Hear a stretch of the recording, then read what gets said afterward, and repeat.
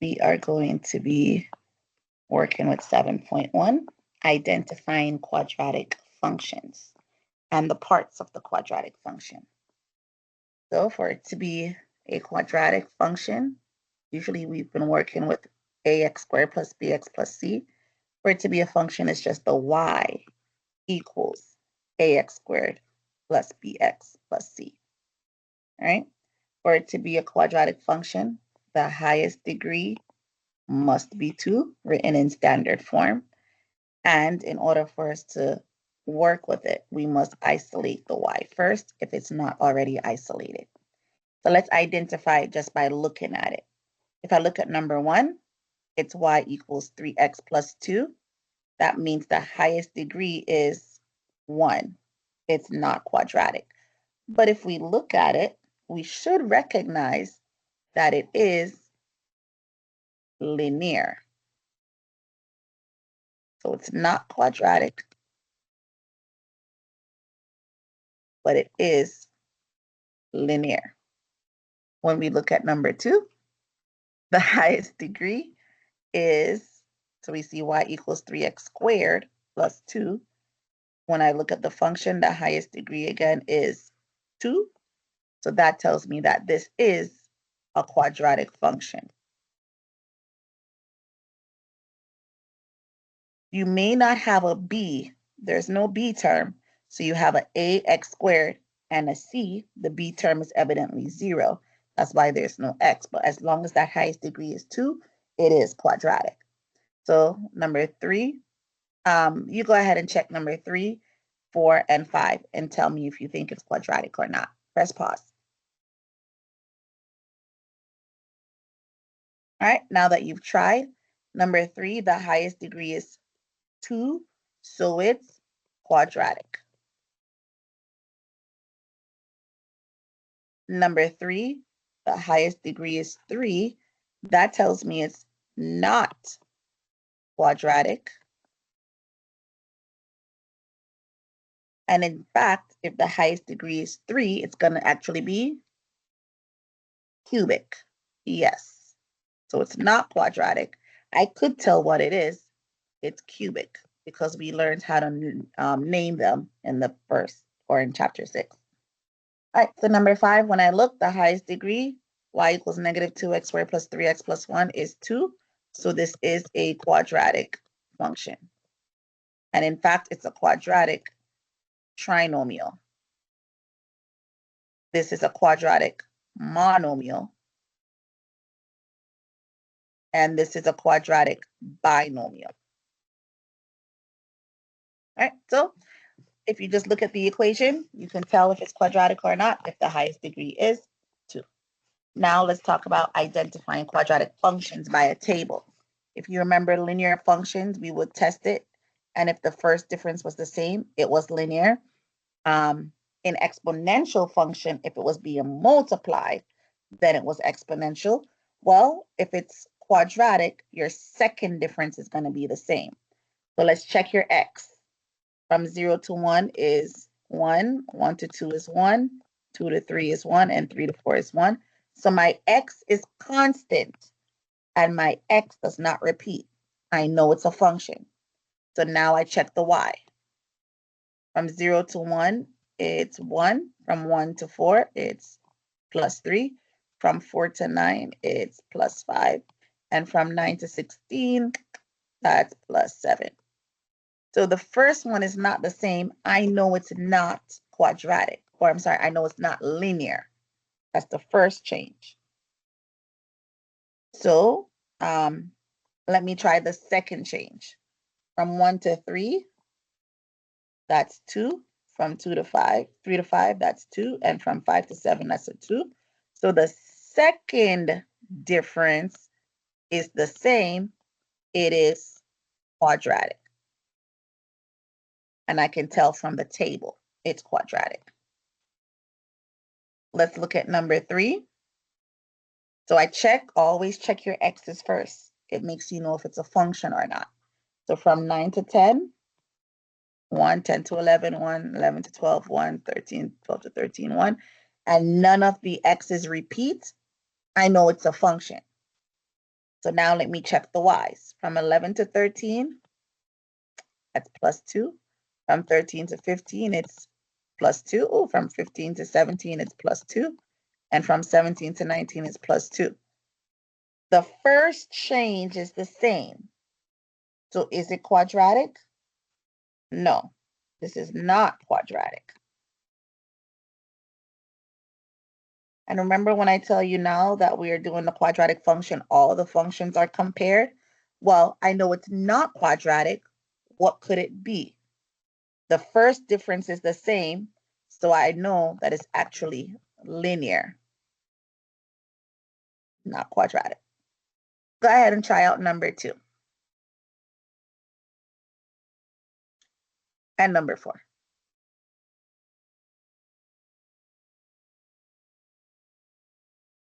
All right, now that you've tried them, let's see. So from -4 to -2, I would have added 2. From -2 to 0, you add 2. From 0 to 2, you add 2. And from 2 to 4, you add 2. The x is consistent in the change. So I know, okay, it's a function. Keep going, Miss Reed. From 8 to 2, you got a -6. From 2 to 0, you -2. From 0 to 2, you add 2. And from 2 to 8, you add 6. All right, so this is not the same. Maybe this is linear. Oh, I'm sorry, maybe this is quadratic. I don't know, but I know it's not linear. So let me try the next one. From -6 to 2, that's a +4. To get from -2 to 2, yes, it's a +4. And from 2 to 6, it's a +4. The second change, so not the first one didn't work. The second change is the same, it is constant, and so this is quadratic. Let's look at number 4. From 3 to 4, +1, 4 to 5, +1, 5 to 4, -1. That's not the same, that's not constant. And then I look and I see a 4 here and a 4 here. The x repeats. Because the x repeats, this is not a function at all. If it's not even a function, it can't be a quadratic function, linear function, or absolute value, or exponential, because it's not even a function. All right. All right. So that's how you can tell from visually if it's a quadratic, or from a table if it's a quadratic. If you're on a graph, a quadratic function will look like a U. It is called a parabola. Go ahead and say the word parabola. Parabola. A parabola is the graph of a quadratic function. So we would say, look at the parabola on the graph. The quadratic function is called a parabola. The vertex is the highest or the lowest point on the parabola. Notice that a U, right, is very similar to a V. So a lot of the properties that it shares will look like the absolute value function. It's a little review. So the minimum is going to be the lowest point. If A is positive, it opens up. You will have a minimum. If there is a maximum, it is the highest point. If A is negative, it opens up and down. It will be a maximum. The domain is all real numbers unless specified, as the arrows go out. If it's a word problem, it changes. The range is the y values, and you have to look at the graph to figure it out. Remember, the range is based on the y-axis. The axis of symmetry always passes through the vertex. Remember, that's what splits it in half. If it's increasing or decreasing, simply tells me if it's going up or if it's going down. This part is different. The zeros of a function, also known as the solution to the function, is where it crosses the x-axis. It's your x-intercept. In this case, there'll be 2 zeros, 2 solutions, because it crosses the x-axis twice. In this case, there would be 1 solution because it crosses the x-axis only once. And here there will be no solution because it does not cross the x-axis at all. The x-intercept is the 0, is the solution in a quadratic. So we're going to look at it and just kind of tell the pieces of this and understand how the graph behaves. This is the parabola.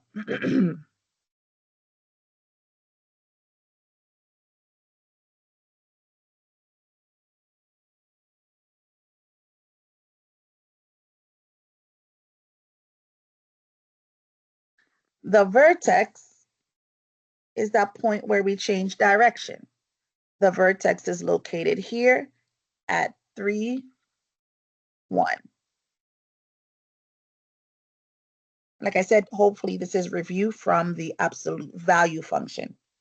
Here, is this a minimum or a maximum? Well, look at it. It goes down and then up, right? Down and then up. This is a low point. So you're going to have a minimum. Where is this minimum? At y equals 1. Do you have a maximum? No, I don't have a maximum because it's a minimum. It can't be a minimum and a maximum at the same time. The axis of symmetry splits the parabola. So it goes through the vertex. Remember, it's an actual equation, x equals 3. The domain, all real numbers, unless specified. The range, looking at the y-axis. If your function, the lowest point is here, the range is everything above. So your range is greater than or equal to 1. Notice a lot of the stuff is based right here from the vertex. Where is it increasing? Well, if you remember, there's a U. So when there's a U, we're going to have to go down to the vertex. And so it's decreasing, or it's going decreasing. On this side where it's going down, because you make a U, you got to go down first, and then you go another color. You go up on the right side. So on this side is where it's increasing. To make the U, we go down and then up. So it's increasing on the right side where x is greater than 3.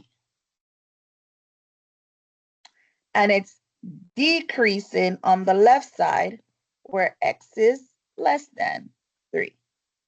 Hopefully this is bringing back memories because we've talked about this before, right? The zeros, you want to look on your x-axis. If I look on the x-axis, the function itself is not crossing the x-axis. Because it's never crossing the x-axis, there are no zeros, which means there are no solutions. The y-intercept is where we cross the y-axis. I've done so many things I can't see. There it is. The y-intercept is right here at 6. Let's look at number 2. We're going to do it again. Look for the vertex. Where is the vertex? right here at -4 and +1. Remember, a lot of things are based on the vertex. Is this a minimum or a maximum? Well, think of a mountain. This is the high point. Because it's the highest point, this will be a maximum. So it's not a minimum, it's a maximum. Where? According to the y, the highest y point is going to be at y equals, oh, it's 1 again. Remember, that's your x and that's your y. The axis of symmetry must go through the vertex. It is a line up and down. And so it's x equals a number, axis of symmetry. It must go through the x. X is equal to -4. The domain, all real numbers, unless it's a word problem and it tells us differently. The range is everything below that threshold.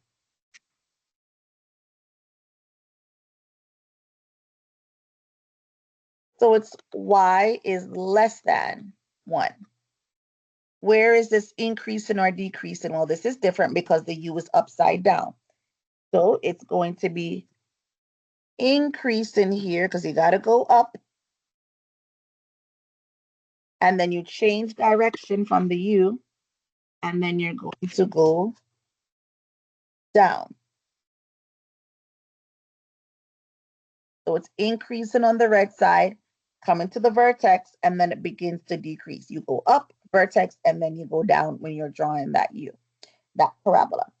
So it's increasing on the left side where x is less than -4.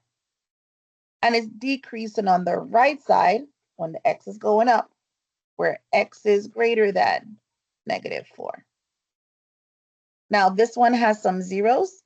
The zeros again are the solution. It's your x-intercept. So the zeros are right here, -5, -6 at -7. And it's right over here at x equals -1. The solution to the parabola, the solution to the quadratic is the same as the zeros. It's still your x equals -7 and x equals -1. Same, different name, same thing. Depends on the context. So your zeros, -7 and -1, your solution the same, -7, -1. And the y-intercept, look on your y-axis, boom, there it is at -1. Let's keep going. I want you to try 3 and 4. Pause and try 3 and 4. Fill out all those pieces for 3 and 4.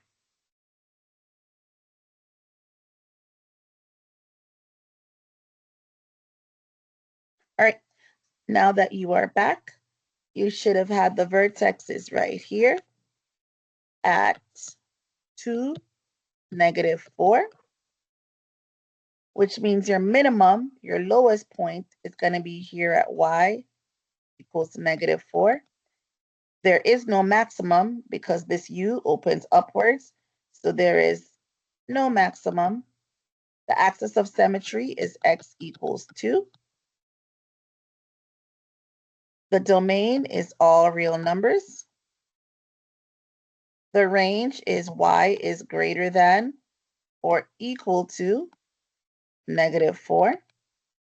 It's increasing on the right and decreasing on the left.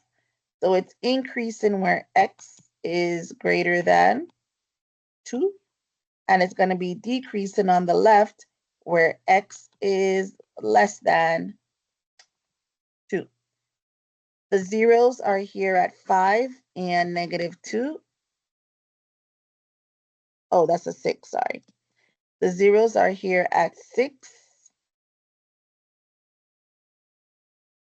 and where x is -2. Your solutions is the same as your 0. So your solutions are x equals 6 and x equals -2. Your y-intercept, where you cross the y-axis, is right here at -3.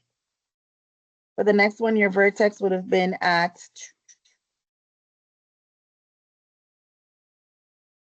0, 4. Your minimum, there is none. The maximum is at y equals 4. The axis of symmetry is x equals 0. Domain, all real numbers.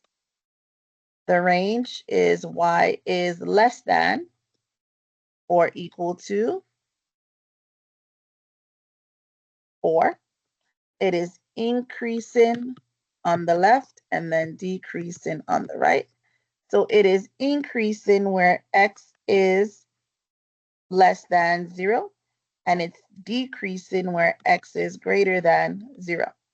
There are two zeros, two solutions at 2 and -2, and x equals -2. Your solution is the same as the zeros at x equal 2 and x equals -2. And your y-intercept is where you cross the y-axis. Your y-intercept is at 4. We're going to do the same thing, but it's from a table. Whenever you see a table, sometimes it's hard to understand. So you want to create a visual for yourself. Here, I check my x's from -2 to 1. That's a +1. That's a +1, +1, and +1. So I know my change in x is constant. For my change in y, I know that's a 3, -3. 1 to 0, -1. 0 to 1, +1, and 1 to 4 is +3. So my change is +2, +2, and +2. Yes. My second change is the same. I know it's quadratic. Because I know it's quadratic, I'm also going to tell you these are quadratics. You want to find the vertex. To find the vertex, you look at the y, and you could kind of tell because it's going down. So 4, 1, 0, and then 1 again, and then 4 again. This, therefore, must be your vertex because it's between the ones or between where it starts over again.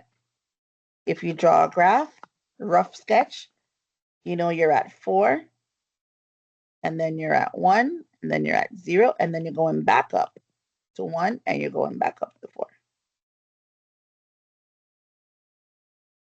That's kind of how your graph looks. So your vertex is here at 0, 0. Remember, from the vertex, you know a lot. Is there a minimum or maximum? There's a minimum at x equal 0. There is no maximum because that's a low point. Axis of symmetry, again, must go through it. So x is equal to 0. Domain, please get that right. All real numbers. The range, y is greater than or equal to 0. It is increasing on the right and decreasing on the left. So it's increasing where x is greater than 0, and it's decreasing on the left where x is less than 0. I'm going to give you the vertex for the next one, and you try. So when again, this is a quadratic, you have 10, 11, and 10 again, then 7. Because this 11 is between the two changes of 10, this is vertex because you're going to change direction. And if you give yourself a sketch, -4, 10, you're going from 10 on the y to 11 on the y, back down to 10 on the y,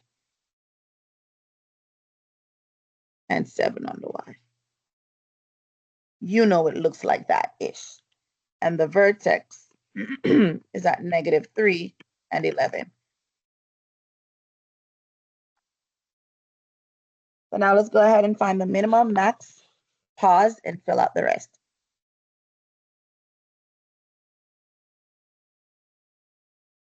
All right, now you're back. The minimum is where your y is equal to, oh, sorry. We don't have a minimum because that's the highest point. It's the maximum. The maximum is at y equals 11. The axis of symmetry, x equals -3, domain, all real numbers. The range, y is less than or equal to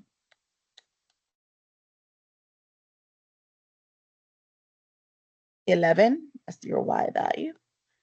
It is increasing on the left and decreasing on the right.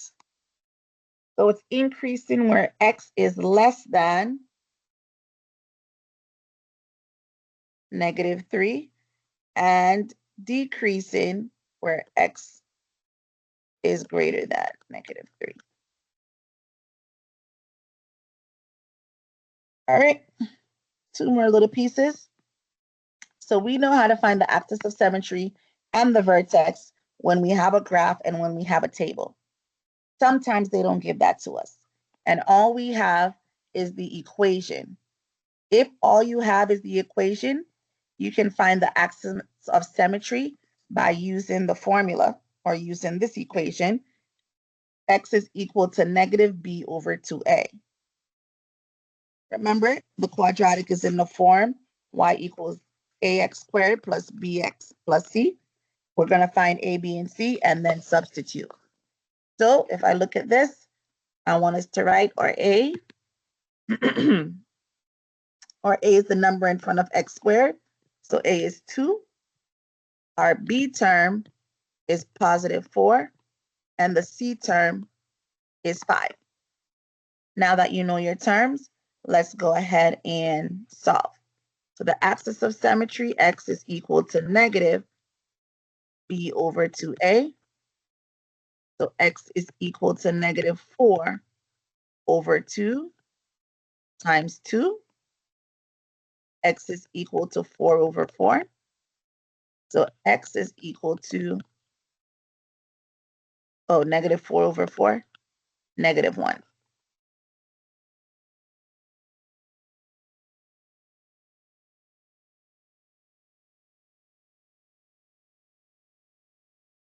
So the axis of symmetry is -1.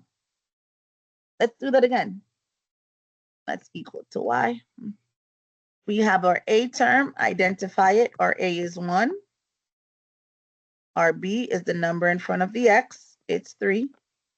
And our c is the last number, the constant. So c is 4. Now that you know the pieces, let's go ahead and solve. For the axis of symmetry, x is equal to -b/2a.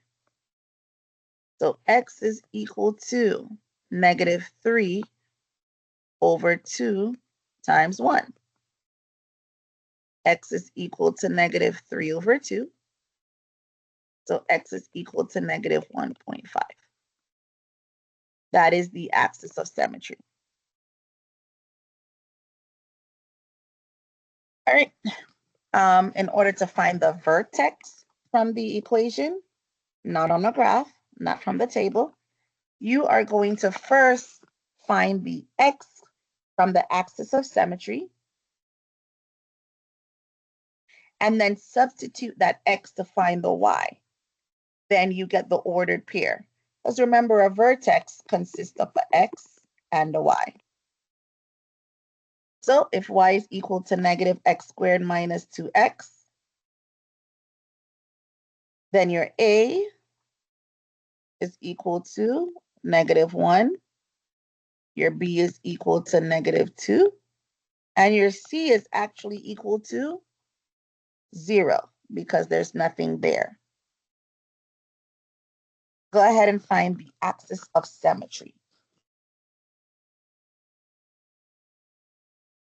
So we know x is equal to -b/2a. So your x is equal to negative 2 over 2 times negative 1.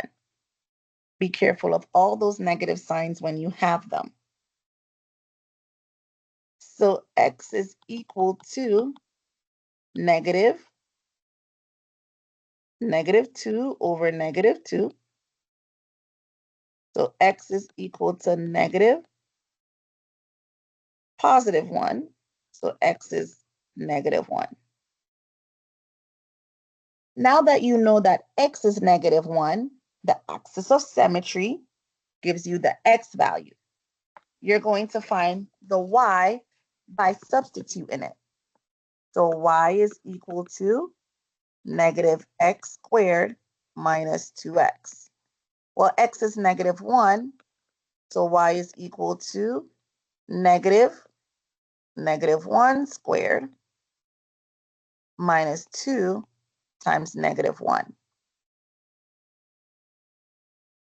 So my y is equal to negative 1. Negative 1 squared is positive 1. And negative 2 times negative 1 is a positive 2. So y is equal to negative 1 plus 2, which means y is equal to 1. Therefore, my coordinate, my vertex, is going to be negative 1 and positive 1. That's how I find the vertex, given the equation. Go ahead and pause and try number 2. This is the end for tonight, or for today. All right, now that you're back, step 1, we should have found our A, B, and C. So A is 5, B is negative 10, and C is 3. We're going to find the axis of symmetry. So x is equal to negative b over 2a. That means x is equal to negative 10, over 2 times 5. So your axis of symmetry is equal to negative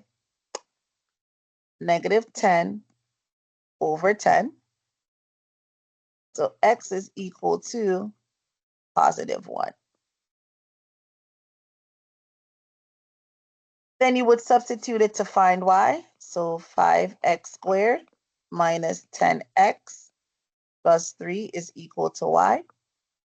5 times 1 squared minus 10 times 1 plus 3 is equal to y. This is 5 times 1, 5, minus 10 times 1, 10, plus 3 is equal to y. So 5 minus 10, negative 5, plus 3 is my y. Negative 2 is equal to y. So my solution, my vertex, is 1, negative 2. All right, and that's it for 7.1. I will see you tomorrow. Have a good day.